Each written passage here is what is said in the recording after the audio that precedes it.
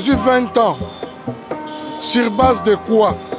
Yelo konini oza ko prouver noir sur blanc, mais c'est Vital Kanyaka Yozwaki mbongo ya l'État aussi yango. Et puis gouverneur azawana pour la routine de la biso, ba policier va battre la biso parce que policier va foutre na mbongo ba congolais. Mais congolais a quitté Nanzela pour asenga libération moi na mboka Vital Kamerhe. Tu personne. Bazawana pour protéger biso. So ya zala militaire discipliné be poli, bien éduqué, bazaya oh ya INC. Marche à la 24 bon monaki.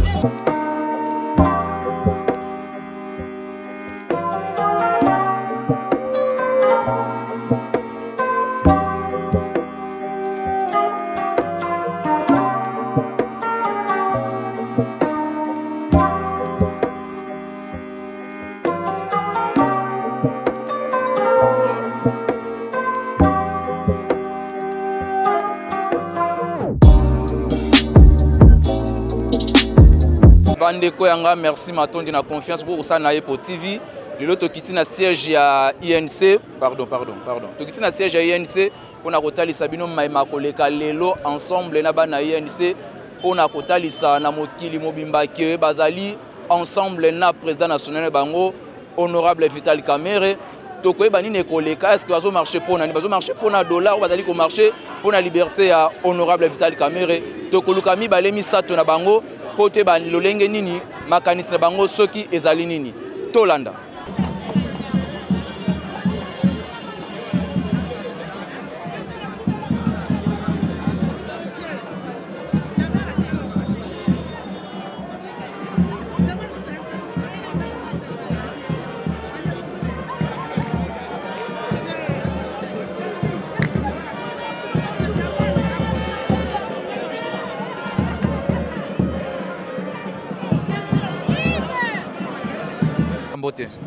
Mbote ndeko. Est-ce que bien sûr tu es malade déjà ina mboka so ikolongola mwa cash ne ko oyeba na kosola na ba mboka to moni bino na siège national ya INC raison ezali nini? Bon, raison eza vraiment que toyebi en date du 6 ou 8 avril 2020 to monaki ndenge procès bandaki ndenge ba mapaki président national na biso d'une manière tout d'abord illégale. Nandenge, ma commune a étape à instruction à dossier, bayeti na plaidoirie, si baye ko aboutir na fameux condamnation oana. Alors nous, en tant que le leader de l'INC, avec les personnes de bonne volonté, to jija qui procès wana est injuste. Justice, il faut ezala équitable. Kamerhe azali exemple ou bien cobaye ya test ya état de droit. État de droit oui, tolingi yango peut to soutenir yango.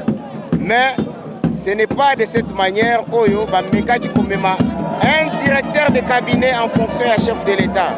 Là c'est trop profond. Tina ndenge ba eko condamné ye na niveau ya premier degré.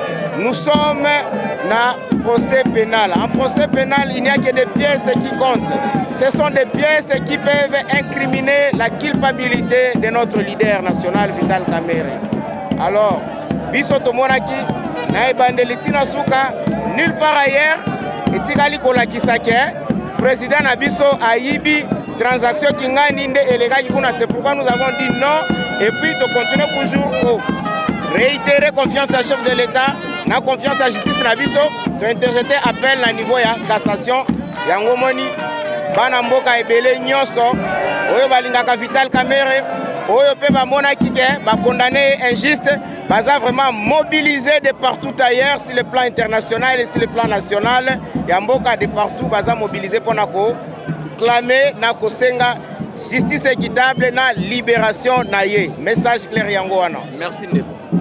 Je vous remercie. Le banda ko kitana se, para ko loba non to boy injustice, to boy Vital Kamerhe afana na boloko, to boy ba fani sa innocent na boloko, to sengi abima yango moni. INC eza parti monana soko tchabili loko mona, o za Kinshasa. Nambushima ibazali. Mais tout le monde déjà va tuer tonner belé. Est-ce que marche en haut aussi malelo? Policier na constitution 182 181. Policier azali pona wana ko batela bana mboka na biloko na bango. Et puis gouverneur azawana mpona kotindela biso bapolisier babatela biso parce que policier bafutaka ye na mbongo bakongolais mais congolais akiti na nzela mpo asenga libération ya mwana mboka Vital Kamerhe kipe osa nini bazawana mpo baprotege biso soki ezala bamilitaire discipliné mpe poli bien éduqué bazala oyo ya INC marche à la 24 bomonaki ya lelo awa mbujimai bauti kobenga ngai ke na kana chikapa batiali bango bapolisier balobi bakotambola te non toza kosuke cash ekoma na plateforme ya politike omaki ndeko Jean-Marc Kabunde président IDP 500 giga na pese mbo de bisika zali kunutu na ngai tozali kosuke cash ekoma na plateforme ya politique elongo na plateforme électorale lelo so bango bakoboya veka abima ya kata boloko mais ezali échec mpona vite ezali échec mpona cash tomoni ndeko Jean-Marc Kabunde bakoboya kodestituer comme vice-président assemblée nationale mais ezali perte ya cash kino lelo yo ata mama moya cash na bureau assemblée nationale azali te ezali échec mpona biso na cash dème des choses tango bakangi Vital Kamerhe biso na cash tozali kopedre ngamo mususu bakangi de banani donc nous sommes dans une coalition cash FCC et mokosamba avec non rupture entre cash FCC et Rosalate mais comme on dit que non procès avec c'est procès mon diabolique c'est procès moko machiavélique parce que Machiavel avait dit que non toute personne qui détient les secrets du pouvoir il faut l'éliminer sur le plan du droit en matière pénale mais tout ça dans ma pièce contre pièce c'est vraiment caméra ibaki mongo. Nous les caméristes, nous sommes prêts à rembourser mon wana ba wana. Écoutez, toza matière. Non, katelier juste à ça ka copie coller à ça qui plagiat. Parce que mongo caméra mongo Jamal Azwa, ils allaient 57 millions. Or na réquisitoire, il y a ministère public balobaka 48 millions. Différence à 9 millions et kidnap. 9 millions, si vous prenez 57 millions moins 48 millions, c'est la différence à 9 millions. 9 millions et 9 millions non. Et les juges et les avocats des républiques, ils sont complices par rapport à ça. Parce que ça va démontrer qu'ils sont 9 millions et kidnappés. Et même des choses. Neko Jano Mouima, Azwa Mongo peut donner biloko. Mongo et Azwa. Totonga banda on a kasa ezali, totonga banda on a port na kanche ezali et ba conteneur et quand on a port de Salam na port le bito na port Mombasa.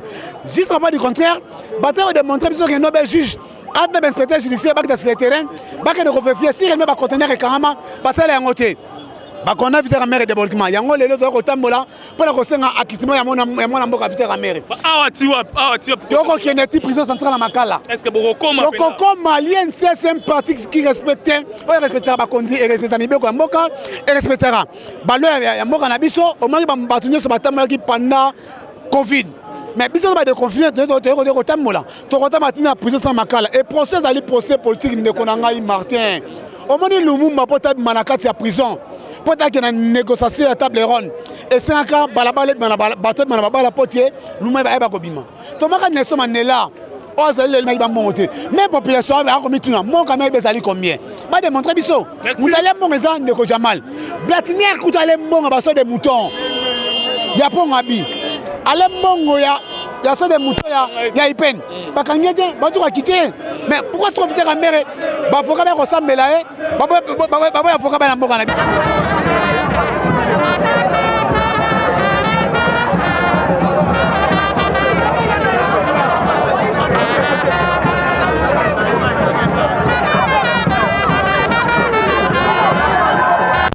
tozolanda biso na bino adreda na départ ya kokende na prison centrale ya Makala tozo komona mobilisation ya ba membre ya INC tozali komona full na simeza ya koloba te TV za radio te tozo kotala biso na bino preuve à l'appui totala la population mobilisation ya bana INC balobi ke baza ensemble na président national na bango tolanda biso na bino lolenge nini ekosuka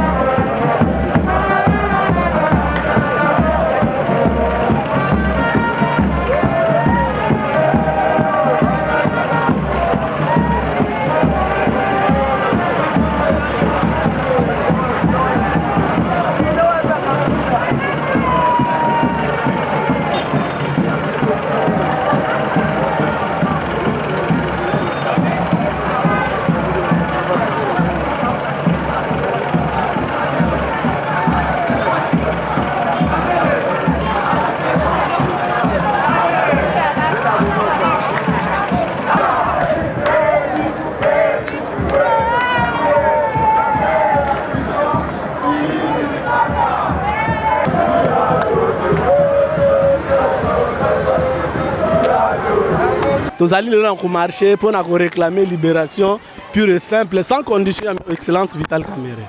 La qui s'appelle Aïbaï combien? Aïbaï combien? Aïbaï combien? Y'a l'obat. Au moins, ils sont quand même monoko. Ce soit Aïbaï qui. Bah peut-être qu'il va être un frère voilà qui s'en route. Et combien la supposition? Aussi, au moment que nous avons un procès pénal, on nous parle de détournement intellectuel. Écoutez quand même, il n'y a pas de pièces de conviction. Et puis vous réclamez que ce monsieur-là est un voleur. Ça, c'est d'un des deux. Un jugement unique. C'est normal qu'un monsieur qui a rendu des loyaux services à la nation, vous les condamnez à reprendre extenso les réquisitoires du ministère public. Et puis on veut réclamer que nous sommes dans un état de droit. S'il vous plaît, qu'on libère le président Vital Kamerhe. Mais Cour de cassation a mis Monique incompétent. Non. Cour de cassation, écoutez, la Cour de cassation s'est vue incompétente. Il faut comprendre l'intitulé de la requête que nous avions introduite. Maintenant, la Cour de cassation a dit que non, étant donné que le dossier est déjà pendant au niveau de la Cour d'appel et que la fusion est déjà là, il lui serait impossible de traiter, de se prononcer là-dessus. Il y aura un temps où la Cour de cassation va se prononcer. Mais il a assez déclaré déjà incompétent de se prononcer sur lui. Non, la requête, il a ce qu'on appelle la requête. La requête a été introduite pour une cause. La cause qui a été introduite, la Cour se voit aujourd'hui que non, étant donné que le dossier est pendant au niveau de la Cour d'appel, la Cour de cassation ne peut pas se prononcer. Sinon, ça va enfreindre la procédure. Gigi a condamné Vital Kamerhe à de prison.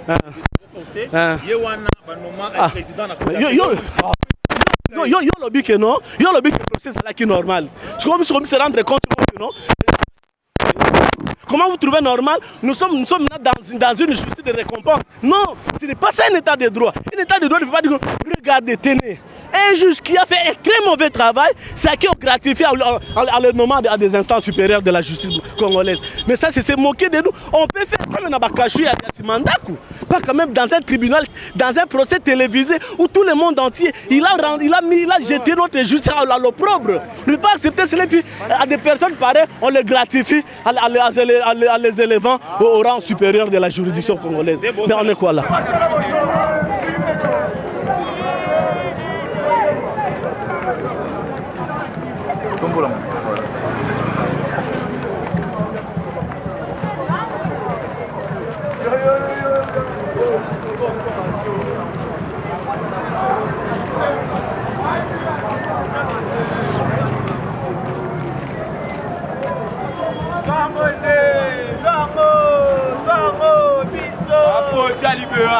Lobanga eza kaka mpona justice ya mboka na biso. Nakalisi Kongo mobimba elandaki procès oyo. Tolandi ministère public alobaki aza na bapreuve oyo ekolakisaka Kamerhe ya détournaki yimbongo. Mais ti ndenge procès bandi tomoni preuve moko te ezolakisaka Kamerhe ya détourne mbongo. Yango biso bamama ya INC na bana na ye na famille na ye tokabima na balabala mpona kosenga liberté provisoire liberté ya Kamerhe bakite Kamerhe. Papa tofuye na dictionnaire ya droit totali na baarticle nyonso nanu tomona détournement de intellectuel eza te. De dossier Kamerhe ezali vide. Yango toza komarche na kanda mpona kosenga libération ya Vital Kamerhe. Balibere Vital Kamerhe. Vital Kamerhe adirige mboka oyo. Azaki na président assemblée. Atika koyiba mbongo te.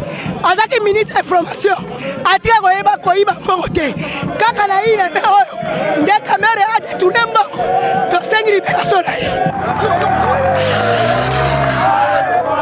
Ah bon, dernièrement, Jean-Pierre Bemba, écoute,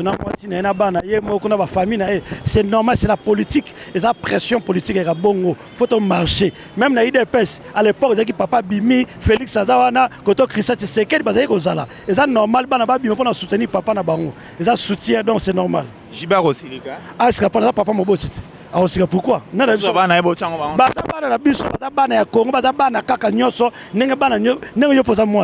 est-ce que papa le laisse à sous yo za papa mais moi na voisin pe ozape papa na ye azape moi na yo do baza bazali bana ya batu nyonso bana na biso tozali bana to ba congolais to marcher pour la cause moi ya libération il y a les pacificateurs honorable Vital Kamerhe les docteurs tozo banga ngote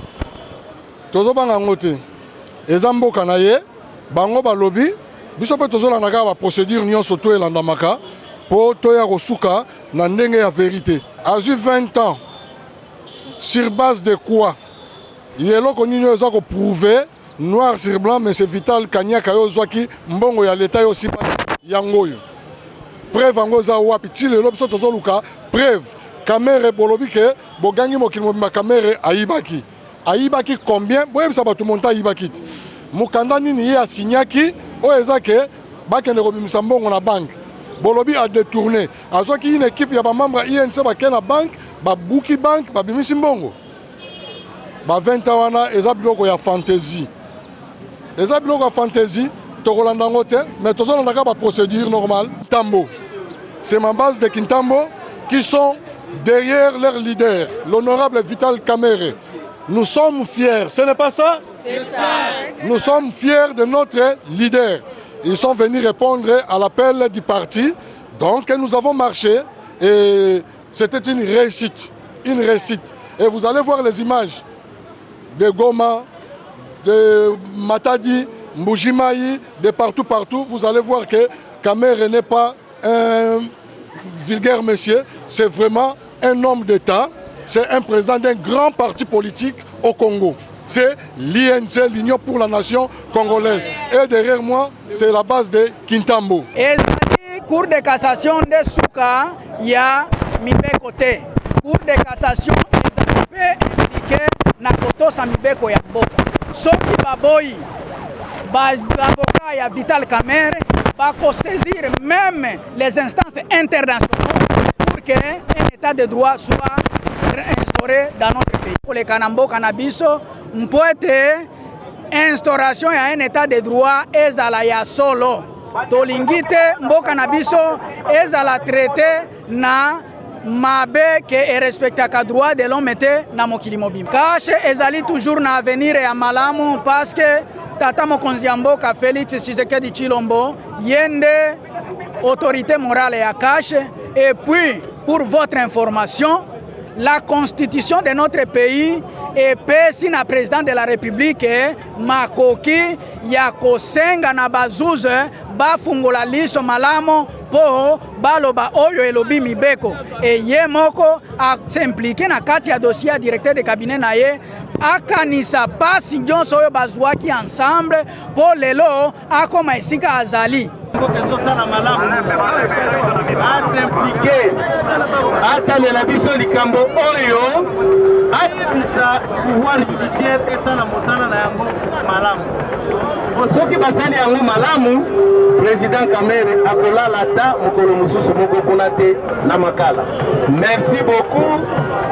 Bolanda kaka ba information tokosala marche mosusu bientôt tokoyebisa bino date nini. Félicitations mingi moto na moto azonga na ndako na calme bitumba te kofinga moto te kobuka te discipline lokola président na biso. Merci.